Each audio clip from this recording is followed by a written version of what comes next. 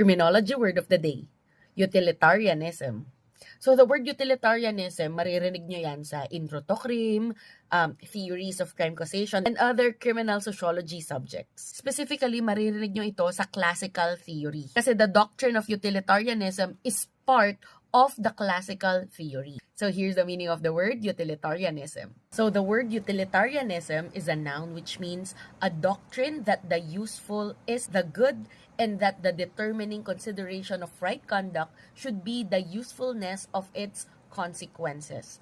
Specifically, a theory that the aim of action should be the largest possible balance of pleasure over pain, or the greatest happiness of the greatest number. Another definition is utilitarian character, spirit, or quality. So ayan ha sa definition niya. Ang sinasabi, the useful is the good. So masasabi lang na good, na mabuti ang isang bagay kapag useful siya, kapag kapaki-pakinabang siya. And that the determining consideration of right conduct should be the usefulness of its consequences. So masasabi natin na ang conduct ay right conduct base sa usefulness ng kanyang consequences. Kumbaga, kung ano ang maging resulta nung action na yon, nung conduct na yon, kapag useful siya, then doon natin masasabi na right conduct siya. In other words, kapag hindi naging kapaki-pakinabang ang isang conduct, maling conduct yon. Kapag naging kapaki-pakinabang naman ang isang conduct, then that is the right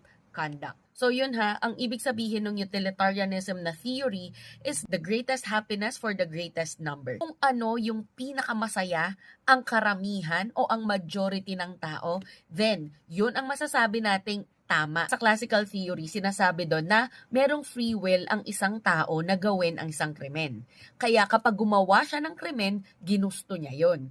At ginusto niya yon dahil yun yung nakapagpapasaya sa kanya. Kaya pumapasok ngayon ang theory of utilitarianism. Kasi again, pag sinabing utilitarianism, kung ano ang pinakamakapagpapasaya sa isang tao, yun ang makoconsider niyang tama. So that's the meaning of the word utilitarianism. Stay tuned for more criminology vocabulary. Bye!